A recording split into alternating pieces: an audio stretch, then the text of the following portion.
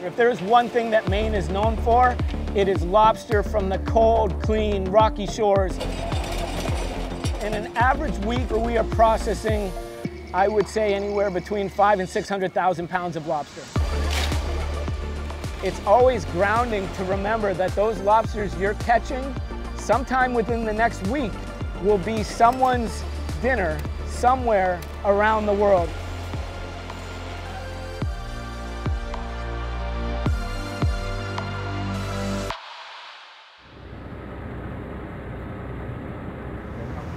We're gonna haul some traps right around Portland Headlight, but the majority of my traps are out here, out behind Richmond Island, which is off the coast of Cape Elizabeth. So the first thing we do every morning is grab our fill of dead fish to put in the traps. This is like the gas station stop. Most of my money on a daily basis lobstering is spent on dead fish. This is a pogie or menhaden. Lobster is the economic driver of the coast of Maine. Communities rely on this fishery for their survival. Without the lobster fishery, Maine would be a very different place. Right here we have John Levitt, my helper for the day. Nobody sells more lobsters around the world than this guy right here. These fish are actually used for production of fish oil sometimes, and that oil is what the lobsters smell and sense underwater. That's what attracts them into the trap. The stinkier the better, as Kurt says. We're gonna catch a lot of lobsters with these.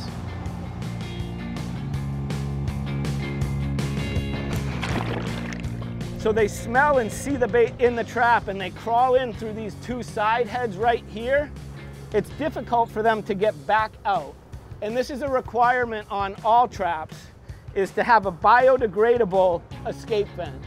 Traps are designed to let juvenile lobsters and other critters, whether they're crabs or fish, right out of the trap right there. Everybody has their own buoy colors, and that's how we identify whose traps are whose. These are my buoy colors right here, green and kind of a tan color. We are in 20 feet of water. We're gonna see what we catch out of this trap. All right, so here we have two lobsters, a male and a female. Females grow wider tails to hold more eggs. Males, they put more energy into bigger, stronger claws. This right here is a crusher claw. And then its ripper or pincher claw right here has much sharper teeth. That is designed for kind of tearing the flesh of those same clams and mussels. What she's doing is breathing right now and blowing bubbles. Lobsters also can pee out of their faces. There'll be two streams of water that it shoots right at you. That's what they do in the wild to kind of establish dominance. So two male lobsters will end up just literally getting in a pissing contest. This is our measuring gauge. In Maine, the minimum size for a lobster is 3 1/4 carapace length. We take this tool, start right behind the lobster's eye, and if it were to touch the carapace of the lobster, it would be legal size. This one goes past the carapace, so she goes back into the ocean. And the minimum size is designed here in the state of Maine so that by the time they've reached 3 1/4 carapace length, they've had the opportunity to breed for at least 1 or 2 years. So this one right here, legal sized. That's a nice 1.5 pound male lobster right there. Ah, finally, 4. If we're doing 4 lobsters out of a trap, it's about 5 pounds a trap. It's a really good average for the day around here. So then we take our bander and our main wetting band, take the bander, put it over the claw just like that, twist, pull, and it goes on just like that. I get bit all the time. And honestly, it's the smaller lobsters that you gotta watch out for. They use like a ratcheting pressure too, so it kind of pulses. Not a good feeling. So Ready Seafood is a company that was founded by my cousins, John and Brendan. We grew up on the coast of Cape Elizabeth, starting at a very young age, catching lobsters, but I can assure you, it's something you have to love if you are gonna do this for a living. So this is a female lobster with about 10,000 eggs. So obviously when we catch a female with eggs, we have to throw back into the ocean. But before we do, we're required to cut a notch into this tail flipper right here, and that signifies she's a proven breeder. So if she's ever caught again by another harvester, even if she doesn't have eggs, but she has that notch, she's illegal to keep. So we're gonna do this quick, and you can see that notch in her tail right there. And female lobsters will release anywhere from 10,000 to over 100,000 eggs, mostly depending on their size. This is actually the shell of a molted lobster right here. Molting is the process by which a lobster grows. Imagine if we had to shed all of our bones every year in order to grow. That's what every single lobster does. When this part of the carapace of the lobster splits, and a lobster will actually back out of its old carapace, out of its old claws, and it will pull right out and start over with a very soft, new, bigger shell. This right here is a baby lobster, probably 1 or 2 years old at this point in time. It takes a lobster 5 to 8 years to reach legal size. 2 to 3 years old right here, probably 6 or 7 years old right here.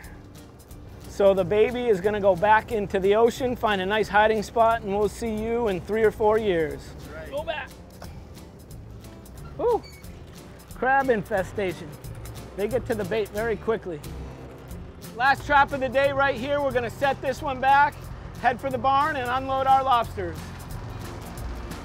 This is a generational fishery. So much of what I learned from my father.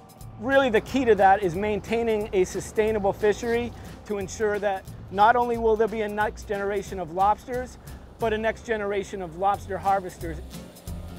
Overall today we hauled about 30, 35 traps and probably have 40, 45 pounds. So much of what we do is ensuring that a lobster stays alive from when it is harvested right up until it greets that pot of boiling water. We have 2 holding tanks, each capable of holding about 100,000 pounds of live lobster. These holding tanks are kept at 40 degrees, so by holding them in cold water, we are preparing them for their journey by bringing their metabolism down, by bringing their oxygen consumption down, brings their stress level down. This is the first stage right here. This is our purge tank.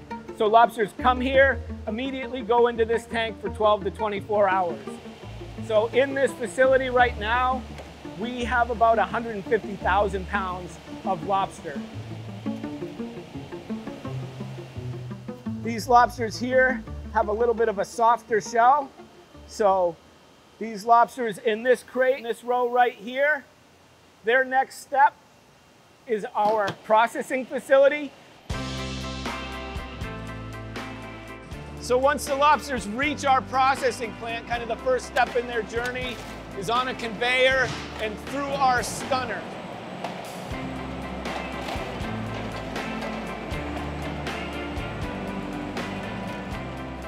And a stunner is designed specifically for killing lobsters humanely. Essentially, it sends an electrical charge through the lobster and kills them instantly. So after the lobsters have been stunned, they're broken down right here. Tails go in one direction, claws and knuckles, and bodies and legs go up this conveyor right here into our steam cooker.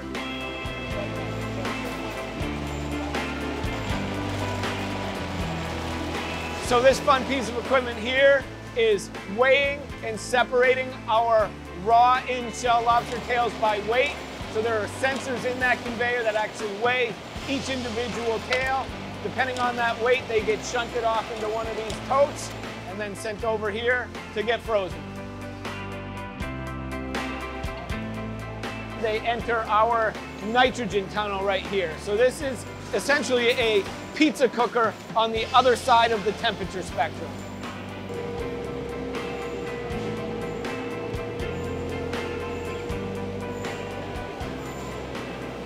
This is probably the highest quality way you can freeze a lobster tail. It maintains the quality of the protein. They get a glaze and they are frozen solid and ready to transport.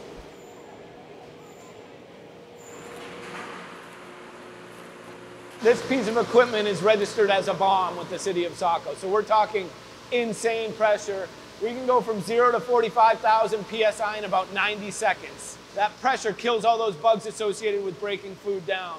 When you put lobsters in there, that pressure separates the meat from the shell so we can produce our cold cracked raw lobster meat.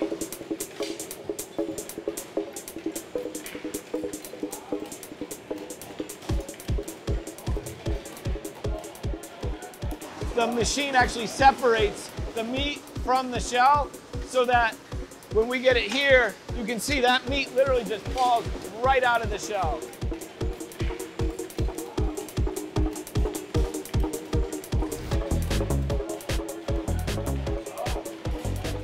If you ask me that personally, I love the claw and knuckle meat. And tender and briny and really just absolutely delicious. This right here is our steam cooker. It's about the size of a subway train. The temperature inside is constant. Different products are brought through at different speeds. And then they enter this chill tank right here, which is 38-degree water and essentially stops the cooking process.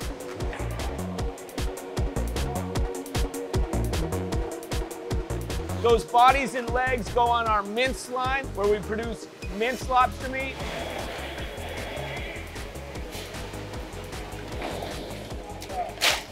And then the rest of this line right here is all team members picking claw and knuckle meat. It goes through 2 levels of quality control where every single piece of meat is picked over and make sure that there are no little pieces of shell or cartilage. We have a great machine here that enables us to utilize more of the lobster on a daily basis.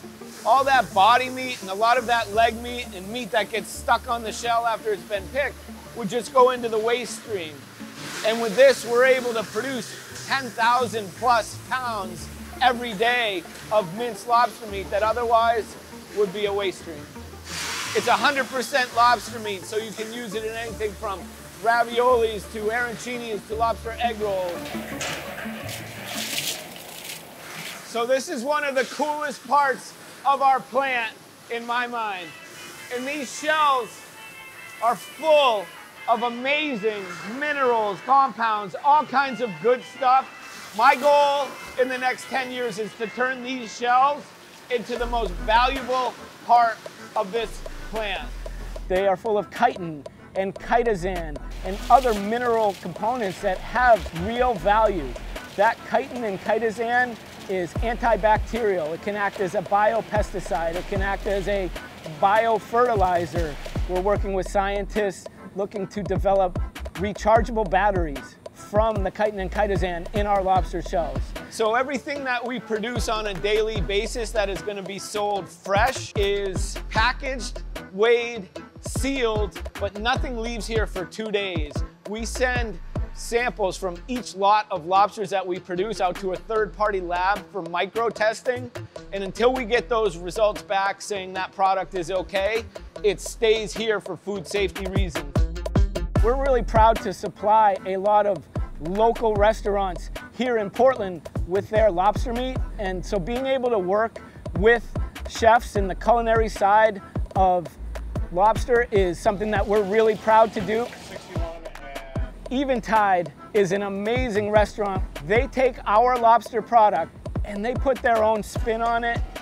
So we receive lobster every morning and our commissary will poach that meat down there. And once it's processed, it comes up in these 5-pound bags. We start by heating up our brown butter sauce, get it coated in the butter, a little bit of salt. The richness of the butter, that nice nutty flavor, all of that really just complements the lobster meat well. Needs a little bit of lemon juice to finish. Put it in our house-made bao buns, finish with chives. It's delicious, well-balanced, definitely nostalgic. We sell about 700 lobster rolls a day in the summer. People come from all over to get them.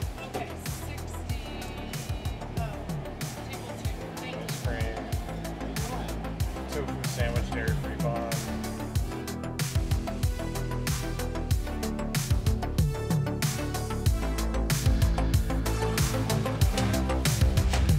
on a daily basis. You're up early, out on the water before the sun comes up. One of the things that I love most about being on this planet is being able to untie my boat and harvest lobsters.